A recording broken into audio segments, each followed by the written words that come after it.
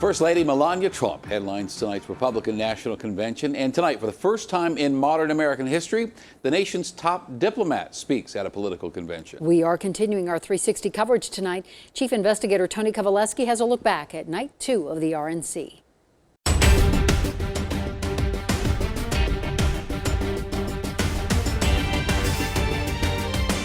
Our party's theme tonight is America, the land of opportunity. The night included many average Americans sending messages about how their lives are better because of President Trump. And he supports a process that seeks and respects fishermen's views. As long as Trump is president, fishing families like mine will have a voice. Our entire economy and dairy farming are once again roaring back. One person deserves the credit and our vote: President Donald J. Trump. I grant John, I'm not sure you know this, a full pardon. The night also included two rather unusual events for a convention. First, the president pardoned a Nevada bank robber who has turned his life around. And viewers also watched as the president witnessed a White House naturalization ceremony. You're now fellow citizens of the greatest nation on the face of God's earth. Congratulations. The president also received a strong endorsement from Kentucky's Attorney General. I believe Donald Trump can meet Lincoln's mandate, even as Joe Biden remains trapped by his own failed record and by the radicals who dominate his party. The Secretary of State provided the president's global report card from Jerusalem, a move criticized by national media. Because President Trump has put his America First vision into action.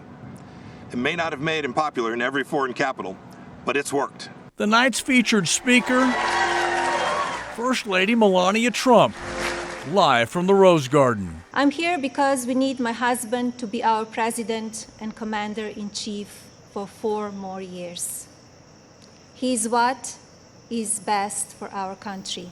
Our 360 perspective includes a look inside the TV ratings. Numbers out on Monday show there were more people watching night 1 of the Democratic convention than Monday night's Republican convention. Take a look. Opening night of the RNC drew an average of 15.9 million viewers.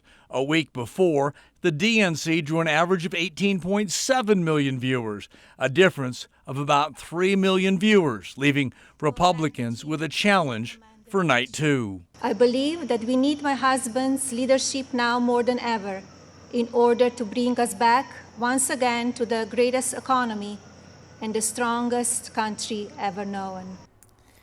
Now, critics of Night 2 of the convention said many of the speakers were loose with their facts and strong on rhetoric. Republican supporters again say the night was successful because the convention continues to appeal to the president's base, and the party believes that base will ultimately determine this election. Ann? Tony, thank you. And our 360 coverage continues with Democratic State Senator Julie Gonzalez. After tonight's live coverage, she told us voters are desperate for healing, unity, and solutions. And she says she has seen none of that at this convention. There literally is no Republican platform. They say, we have no policy agenda. We have no ideas. We're just going to do whatever Donald Trump says. And I think it shows. And Gonzalez says the White House immigration ceremony shown during the convention was a shameful example of the president playing politics with other people's lives. So what exactly is Trump's path to victory here? Well, he has to win the same states he won in 2016. But if you look at the polls, it's not necessarily going to be easy. And now President Trump is eyeing some states that Hillary Clinton won 4 years ago. So speeches this week at the RNC are targeting voters in Wisconsin, Michigan, Ohio, Florida, Texas, Arizona, and Pennsylvania, all swing states that went red 4 years ago. But polls indicate each state there potentially could turn blue. The president is also investing in states that Hillary Clinton won in 2016, including Colorado and Nevada, states that lean blue. But the biggest target for Republicans this time around is Minnesota.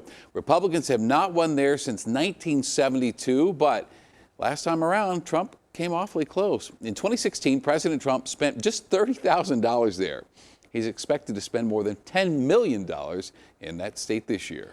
And tomorrow marks Women's Equality Day, a day to commemorate the day the 19th Amendment was officially proclaimed law, giving women in the U.S. the right to vote. According to the Pew Research Center, women have outnumbered men in voting in every presidential election since 1984.